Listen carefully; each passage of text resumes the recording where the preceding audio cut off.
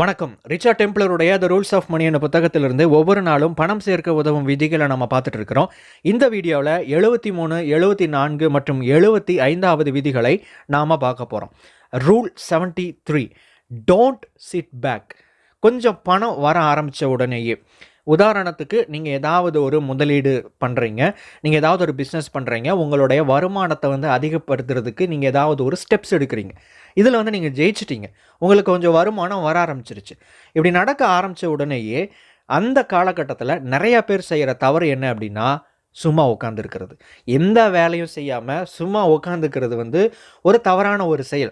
எனக்கு பணம் வந்துக்கிட்டு இருக்குது, எனக்கு வருமானம் வந்துட்டு இருக்குது, நான் சும்மா உட்கார போகிறேன் அப்படிங்கிறதே பார்த்திங்கன்னா ஒரு மிகப்பெரிய ஒரு தவறான ஒரு செயல்.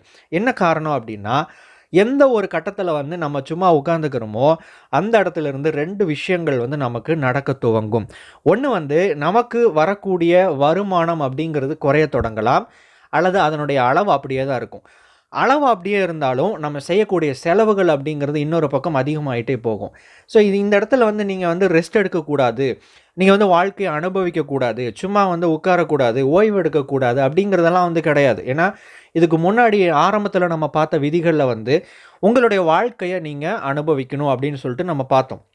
உங்களுக்கு கிடைக்கக்கூடிய பணத்தை வச்சு உங்களுக்கு நீங்கள் ரிவார்டு கொடுத்துக்கணும், நீங்கள் அனுபவிக்கணும் அப்படின்லாம் பார்த்தேன். இதெல்லாம் செய்ய வேண்டிய செயல்கள் தான். ஆனால் எதுவுமே பண்ணாமல் உட்காந்துக்கிறது ரொம்ப ஒரு தவறான ஒரு செயல்.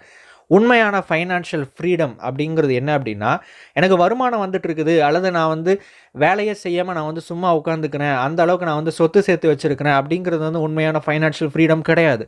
நீங்கள் எந்த ஒரு ஆண்டர்ப்ரனர் ஆகட்டும், ஒரு பெரிய பிஸ்னஸ் மேன் ஆகட்டும், அவங்க எடுத்து பார்த்தீங்க அப்படின்னா, அவங்க ஆரம்பத்தில் எப்படி ஓடிக்கிட்டு இருந்தாங்களோ அதே மாதிரி இப்போவும் ஓடிக்கிட்டு தான் இருப்பாங்க. ஆனால் அவங்க லக்ஸுரியான லைஃப்பை அனுபவிப்பாங்க. அவங்க வாழ்க்கை விஷயத்தை எல்லா விஷயத்தையும் அவங்க மேனேஜ் பண்ணிக்கிட்டு போயிட்டே தான் இருப்பாங்க. இந்த இடத்துல இந்த விதி நமக்கு என்ன சொல்லி தருது அப்படின்னா, இந்த மாதிரி உங்களுக்கு ஏதாவது ஒரு விஷயம் சக்ஸஸ்ஃபுல்லாக வந்துருச்சு, ஒரு முதலீட்டில் உங்களுக்கு பணம் வர ஆரம்பிச்சிருச்சு அப்படின்னா, அந்த பாயிண்டில் நீங்கள் ரிலாக்ஸ் பண்ணலாம், ரெஸ்ட் எடுக்கலாம், ஓய்வு எடுக்கலாம், வாழ்க்கை என்ஜாய் பண்ணலாம், இதெல்லாம் பண்ணிக்கிட்டே இருக்கலாம். ஆனால் அதே சமயம் நீங்கள் உங்களுடைய முயற்சிகளை அதிகப்படுத்தணும். நீங்கள் இன்னும் அதிகமான வருமானத்தை சம்பாதிக்கிறதுக்காக இன்னும் பிளான் போடணும். ஒரு பிளான் ஒர்க் அவுட் ஆயிடுச்சா, ஒரு ஃபார்முலா ஒர்க் அவுட் ஆயிடுச்சா, ஒன்னோட நின்றாதீங்க, இன்னொரு விஷயத்தை உருவாக்குங்க. அடுத்த விஷயம் என்ன அப்படின்னு சொல்லிட்டு பார்க்க ஆரம்பிங்க. அதுதான் நீங்கள் செய்ய வேண்டிய ஒரு செயல். Rule 74, get someone to do the stuff you can't. உங்களால் செய்ய முடியாத வேலைகளை செய்கிறதுக்கு மற்றவங்க கிட்ட அந்த வேலைகளை ஒப்படைங்க, வேலைகளை கொடுங்க, அல்லது வேலைகளுக்கான ஆட்களை வைத்து கொள்ளுங்கள் அப்படிங்கிறதான் 74வது விதி சொல்லித்தர பாடம். இந்த இடத்துல பார்த்திங்கன்னா ஒரு விஷயத்தை நல்லா நீங்கள் புரிஞ்சுக்கணும். உங்களால் செய்ய முடியாத வேலைகளை தான் மற்றவங்க கிட்ட கொடுக்கணும் அப்படிங்கிறது இந்த இடத்துல சொல்லப்பட்டிருக்கிறது ஒன்று. அதே சமயம் மற்றவங்க கிட்ட நம்ம அதை ஒப்படைக்கும் போது அவங்களும் மனுஷங்க தான். ஸோ அவங்கள நம்ம எப்படி ட்ரீட் பண்ணுறோம், நம்ம அவங்கள பார்த்துக்கணும், அவங்கள மேனேஜ் பண்ணணும். அதே மாதிரி நம்ம ஒரு ஒரு ஒரு பாஸாக இருக்கிறோம் அப்படின்னா அந்த ஒரு டிஸ்டன்ஸை மெயின்டைன் பண்ணிக்கிட்டே இருக்கணும். அவங்களுடைய தேவைகளை நம்ம பூர்த்தி பண்ணணும்.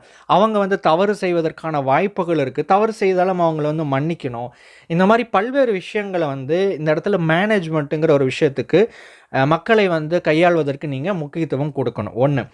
ரெண்டாவது அந்த மாதிரி நீங்கள் இன்னொரு நபர்கிட்ட ஒப்படைக்கிறீங்க அப்படின்னா உங்களுக்கு அந்த நேரத்தை மிச்சப்படுத்தி கொடுக்கும். இப்போ நீங்கள் பணக்காரங்க ரிச் டாட் புவர் டாட் புக்கில் ஒரு கான்செப்ட் சொல்லியிருப்பாங்க. என்ன அப்படின்னா, பணக்காரங்க எப்போவுமே பார்த்திங்கன்னா பணத்தை வச்சு வேலை செய்ய வைப்பாங்க அப்படின்னு சொல்லிட்டு, அதே மாதிரி பணத்தை வச்சு நேரத்தை வாங்குவாங்க. ஆனால் ஏழைகள் என்ன பண்ணுவாங்கன்னா, நேரத்தை கொடுத்து பணத்தை வாங்குவாங்க அப்படின்னு சொல்லிட்டு ஒரு கான்செப்ட் நம்ம பார்த்தோம்.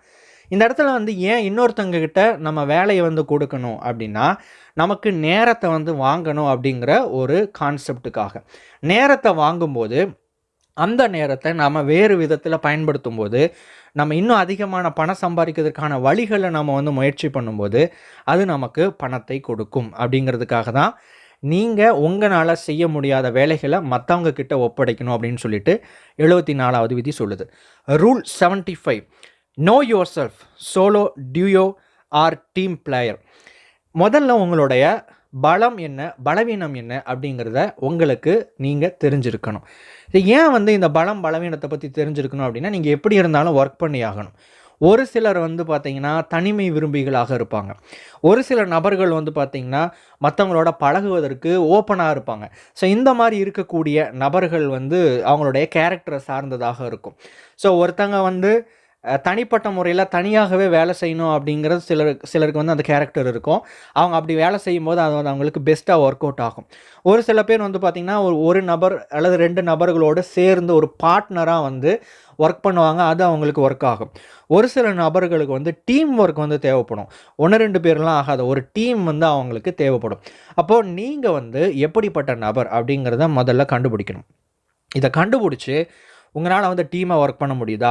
இல்ல தனிமையா தான் ஒர்க் பண்ண முடியுதா? இல்ல பார்ட்னர்ஷிப்ல ஒர்க் பண்ண முடியுதான்னு சொல்லிட்டு கண்டுபிடிச்சு, உங்களுடைய பலத்தை நீங்கள் இந்த இடத்துல பயன்படுத்த வேண்டும்.